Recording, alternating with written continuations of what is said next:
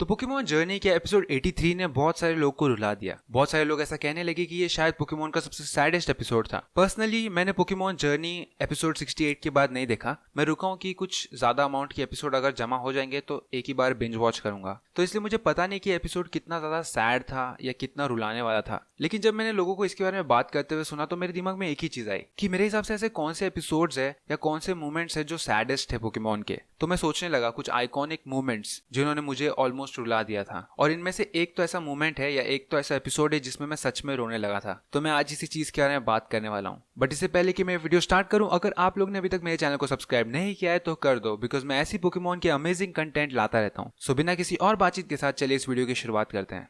तो जैसे मैंने सैडेस्ट मोमेंट के बारे में सोचना चालू किया तो मेरे दिमाग में सबसे पहले जो एपिसोड आया वो था गुड बाय बटरफी, क्योंकि उसमें ऐश अपने बटरफी को गुड बाय बोलता है। और ये मोमेंट इतना सैड इसलिए था बिकॉज बटरफी उसका फर्स्ट पोकेमॉन था जो उसने पकड़ा था। भले बटरफी ने इतने ज्यादा बैटल नहीं लड़े, लेकिन वो ऐश की टीम का बहुत ही इंपॉर्टेंट मेंबर था, क्योंकि वो ऐश का बहुत ही शुरुआत से उसका पार्टनर था। ऐश ने अपने प्राइमेप को भी फेयरवेल बोला था, लेकिन उस टाइम पे इतना इमोशनल सीन नहीं था बिकॉज उसने अपने प्राइमेप को ज्यादा यूज ही नहीं किया या उसके साथ उसका ज्यादा कोई अटैचमेंट नहीं था। बट बटरफी जो है वो ऐश के पास काफी समय पहले से था, तो इसलिए जब वो उसको छोड़ता है तो मैं बहुत ही ज्यादा इमोशनल हो गया। लेकिन मैं ये सीन में रोया नहीं। बचपन में भी जब मैंने ये सीन देखा तो मुझे इतना इसे देख के रोना नहीं आया, भले मैं बहुत इमोशनल हो गया था। तो ये एक बहुत ही आइकॉनिक सैड मोमेंट था मेरे हिसाब से। उसके बाद अगर मैं दूसरे कोई सैड मोमेंट की बात करूं तो वो था पोकेमॉन की मूवी से, जो फर्स्ट मूवी है पोकेमॉन की जिसमें ऐश पेट्रीफाइड हो जाता है, मतलब स्टोन में टर्न हो जाता है। और जब पिकाचू उसको उठाने की कोशिश करता है थंडर शॉक मार के या फिर ऐसे उठाने की कोशिश करता है, और फिर उसके बाद पिकाचू और सारे पोकेमॉन वहां पे रोने लगते हैं। वो सीन में मैं लिटरली रोने वाला था। मैं बहुत क्लोज था रोने के उस सीन में,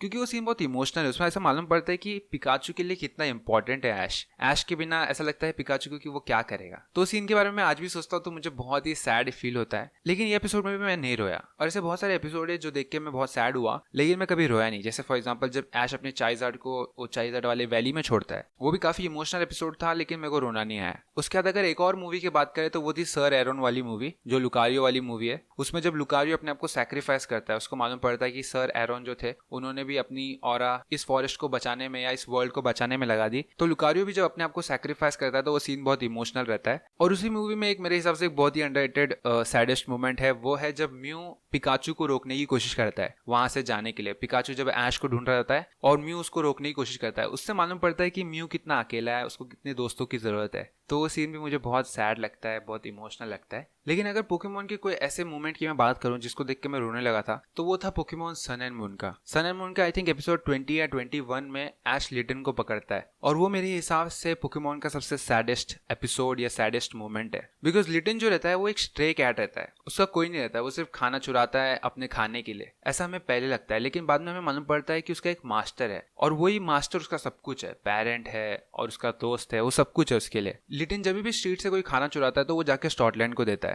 इससे मालूम पड़ता है कि लिटन के लिए स्कॉटलैंड एक फादर की तरह था। तो ये जो स्कॉटलैंड रहता है ये काफी ओल्ड हो गया रहता है और बीमार रहता है, तो इसलिए लिटन को भी मालूम पड़ता है कि इसकी हालत इतनी सही नहीं है या इसके पास ज्यादा टाइम नहीं है। लेकिन उसको पता नहीं रहता है कि इतने जल्दी ये स्कॉटलैंड का समय आने वाला है। तो जितना मुझे याद है उस हिसाब से मैं बताने की कोशिश कर रहा हूँ। ऐसा हो सकता है कि थोड़े मिस्टेक्स हो बीच में, बट ये मेरी याददाश्त के हिसाब से मैं बता रहा हूँ तो कुछ गलतियां हो सकती है। बट इस एपिसोड में ऐसा होता है कि एक अलोलन पर्शियन रहता है, वो आके इनको परेशान करता है, लिटन को और स्कॉटलैंड को, और ऐश मदद करता है लिटन और स्कॉटलैंड की उस पर्शियन से बचने में। लेकिन इस फाइट के टाइम पे स्कॉटलैंड की हालत थोड़ी और खराब हो जाती है और ऐश को स्कॉटलैंड को लेकर जाना पड़ता है नर्स जॉय के पोकेमॉन सेंटर में। फिर पोकेमॉन सेंटर में जब वो जाता है तो ऐश को मालूम पड़ता है कि स्कॉटलैंड के पास बहुत ही कम समय है। कोई कैरेक्टर ऐसा बात नहीं करता लेकिन हमें ऐसा फील होता है कि ऐसा मालूम पड़ रहा है कि स्कॉटलैंड के पास बहुत ही कम समय है। और लिटन को भी रियलाइज हो जाता है और स्कॉटलैंड को तो पता ही होता है कि उसका टाइम बहुत ही जल्दी आने वाला है। तो एपिसोड बहुत ही ज्यादा इमोशनल था और इसमें मैं ऑलमोस्ट रोने वाला था। लेकिन ये वो पॉइंट नहीं है जिसमें मैं रोया। मुझे जिस सीन में रोना आया वो था जब लिटन आसमान में देखता है और वो चिल्लाने लगता है क्लाउड में देख के। वो सीन में ऐसा लगता है कि लिटन रो रहा है आसमान में स्कॉटलैंड को देखकर,